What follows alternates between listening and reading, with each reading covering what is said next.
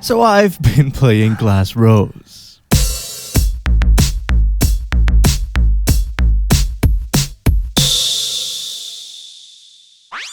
Takashi, snazzy-looking FMV boy, goes to an abandoned mansion where murders happened in the 1920s, together with Girl hoping to report a report. Upon entering, however, Girl-chan starts glowing and Orgasm teleports away.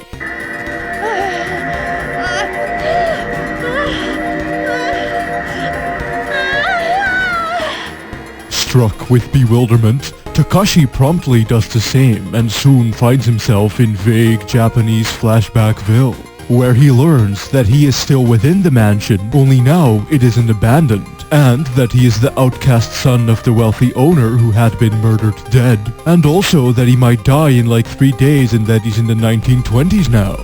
Wow. So much mystery. And what better way to cope with these newly found mysteries than to sheepishly walk around the place, fondling cupboards and looking at paintings in classic point-and-click fashion. More like point and dick, am I right, lads? Glass Rose is a game developed by Cing, who are a Japanese developer mostly known for titles such as Hotel Dusk and Another Code. Unlike either of those though, this is their very first title, and boy golly dick does it show. Luckily, it still does follow a very similar structure and gameplay ethos, being that it's not so much a game about puzzling and more so about talking to a collection of extravagant characters, slowly peeling away at this misguided mystery. I mean, with your newly found dad being dead and all of his wacky-ass children have come to the mansion as well to do some proper mourning, but also maybe because there's this police investigation going on, and everyone's a suspect, including Takashi himself, who is now assumed to be someone named Kazuya, aka Daddy Man's illegitimate child. So, right off the bat, you're setting off some major outsider vibes, forcing you to clear your name, as well as using your future man brain power things that you now have for no explained reason to find out who done it! Each chapter centers around one particular family member. Typically, you start off in the houseboy room, and from there, you're free to roam the house as you please. Like I said, just like Hotel Dusk. Even that whole thing where the game's actually rather linear is there, in that there's usually only 1 or 2 people to talk to at the same time, and only the relevant rooms will be unlocked. Not that you'll be doing a whole lot of exploration anyway, as your ass is actually timed. Yeah, not sure why they did this, as it goes against just about everything the game stands for, but all chapters are chopped up into subsets, clearly indicated by these sexy stylized time jumps, and all of those need to be solved in under an hour. If you can't do that, then you'll be set right back to the start of said hour and are forced to do it all over again. Something that really would have fucked my ass though was if the game had gone full 90s and included some nonsensical puzzles. Not too keen on anal, I assume. The cute boys and girls at Cing chose to forgo this entirely, and so the game doesn't have any puzzles whatsoever. It is just straight up a game where you walk around and talk to people. Which evidently is where the aforementioned future brain man powers, or whatever the fuck I said, come into play. Thing is that as you chat about, a text box can pop up with a few choice samples of what was just said to you. And from there, you can highlight certain words, copy-paste style, to then advance the dialogue in a specific direction. The entire game uses a point-and-click interface, by the way, only instead of controlling it with a mouse, you have to use the PS2's analog stick, which, while not optimal by any means, isn't anywhere near as bad as I expected. I mean, hey, you can actually adjust the sensitivity and shit, and that's pretty alright. What isn't quite as alright though is the strictness of selectability regarding the words in the text box, the compressed pre-rendered backgrounds that make hunting for pixels a much harder experience than it really ever should be, and also all of the other weird fucking choices, gimmicks, and limitations surrounding the game's many systems.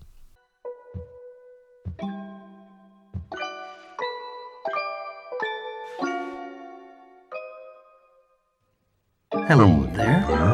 Divine Judgment is a mechanic that allows you to read people's minds through selecting certain words while holding down the triangle button instead of X. Doing so, though, slowly depletes your precious brain juice, running out of which resulting in a game over, of course. Can't say that really ever happened to me, what with the mind-readable words being telegraphed so overtly by way of doubt-filled inner monologues and the fact that you've probably kinda hit a dead end. That shit's pretty hard to miss. In any case, to abstain from incessant brain drain, one's always able to kill some randomly spawning butterflies, though I've only managed to find one, and your shit also replenishes at the start of each new chapter. However, as you can clearly see right here, I did get quite close to actually running out a number of times. So did you guess words wrong a bunch or something? Well, no.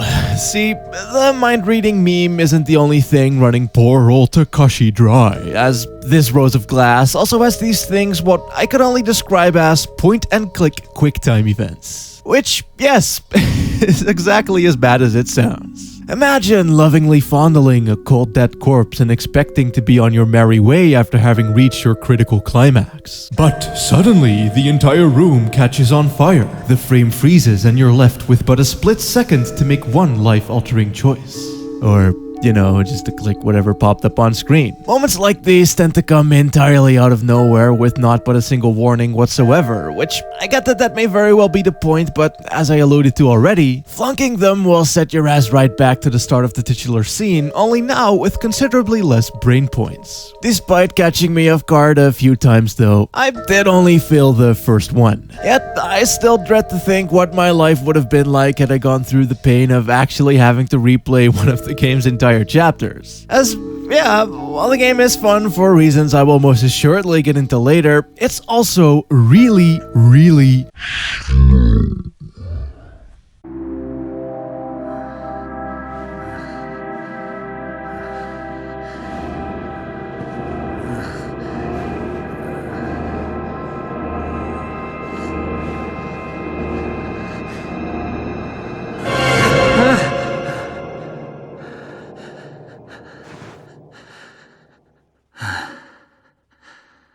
the walking speed, the awkward pauses during dialogue, and even just the leisure activity of looking at shit does not an exciting game make. Not to say that it's boring per se, like, you kidding me bitch? I fucking love this shit, but it is an acquired taste most definitely. A lot of the time, you'll only find yourself reading through notes or rummaging through cupboards while the beautifully composed music soothes your ass to sleep.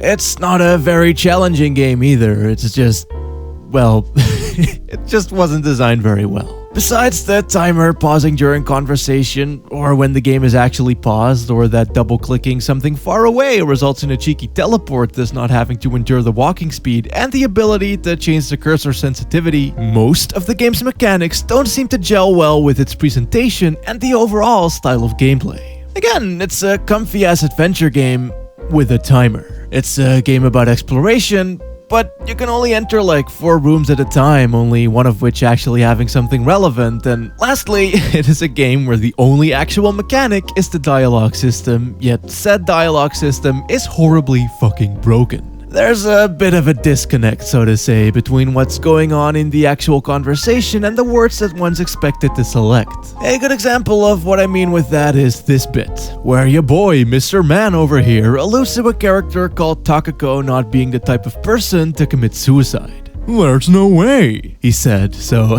the natural thing for me to think here would be, oh, what could he mean, no way? And then select that. But no, you needed to select her name. You'd think, or I did at least, that doing so would lead to a quick rundown of the character in question or just a reminder of who we're actually talking about. Which it does more often than not as well, so it feels weird.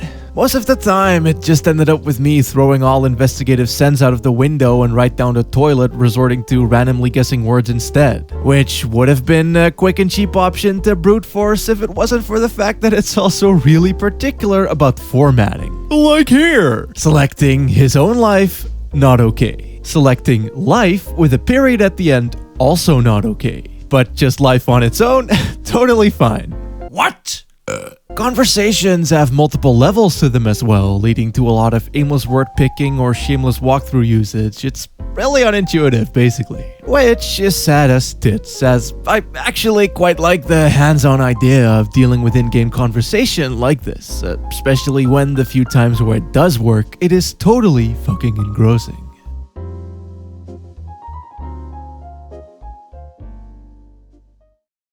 So, with the timer hurting the game's chill exploration, the broken-ass dialogue, the restrictive brain juice, and the fact that it's one of those games that forces you to examine certain things twice, with no prior indication that doing so again would yield any different results, you may be asking yourself, Why, what is there to like about this game then? Oh. well, everything else. That's fucking what? Hotel Dusk, Another Code, or any other Cing game for that matter, are all games that are charming, but also what I would describe as intelligent. They can have dark and serious themes, but with writing that's always fun and cheeky and characters to match. Glass Rose, however, has absolutely none of that. Yeah, I'ma just be frank on this bitch and say that the voice acting is downright awful. But in a good way, the whole thing is rather tone deaf, so to say. All cutscenes have these movie filters, yet the game doesn't, so that already jet lags the mood all over the place, not to mention the weird Kenji Eno level events that can happen at random, and the rather, I'm going to be charitable here, Lynchian camera angles and atmosphere. It's like, imagine Hotel Dusk or a game like 999, only then with like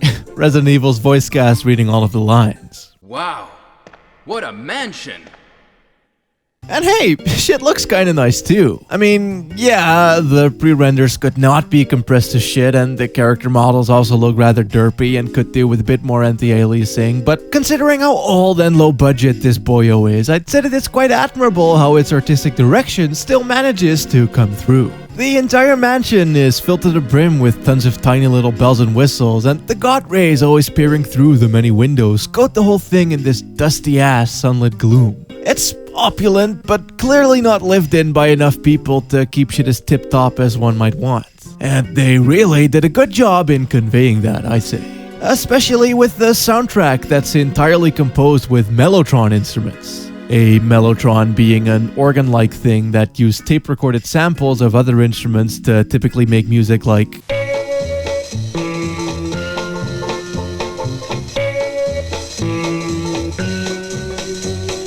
but has also seen many usage in the Silent Hill soundtracks, Twin Peaks, the Beatles left the damn thing, and I use it a lot too. It has a really nice rustic quality to it, I guess. No matter what you play with it, it'll sound old and creaky right away, and old and creaky is exactly what I describe Glass Rose as. For better or worse, of course.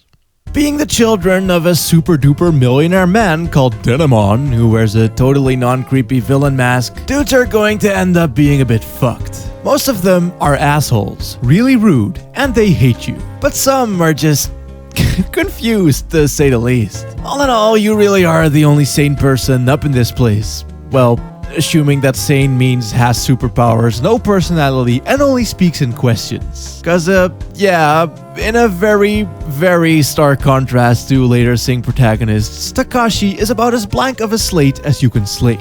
All he does is reverberate what was already said to him, and even when outright insulted or questioned the shit, dude'll still just stand there saying nothing. He does like inner monologue here and there, but sadly it's all written in such a blatantly summarical and expository manner that this shit could have just as well been some fucking tutorial text. Which really doesn't match all that well with that whole broken dialogue system thing either, now that I think about it. Come back and play with me again, okay, Kazuya?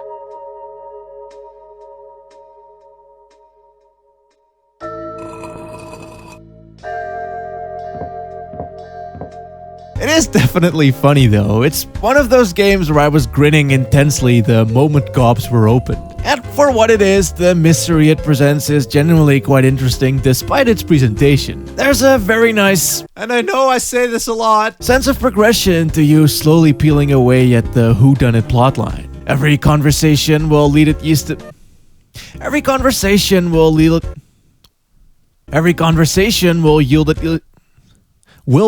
at least a few, Jesus Christ, a few new questions and answers as well, but never to a point where it gets overbearing. It really just is, who did this and how did I get here, which was more than enough for me to keep wanting to push on. I guess something that helps is the size of the mansion itself, housing plenty of new roomage that can be sparsely dished out, and as a whole it's also only about 9 hours long I think, and pacing wise it fits within that time slot with a surprising amount of expertise writing wise. Not that any of the dialogue reflects that expertise at all, but there's more to writing than just that, and I'd still say that they did a pretty good job overall. It is certainly a very me-style game though, its appeal is limited, and it's also not a good game per se, but if you are one of those freaks who likes himself some stilted-ass, poorly voice-acted, awkward mystery games by way of brain-dead 90s Capcom tier David Lynch storytelling, then yeah, it's totally worth giving a go. Kazuya, are you all right? Oh, Kazuya.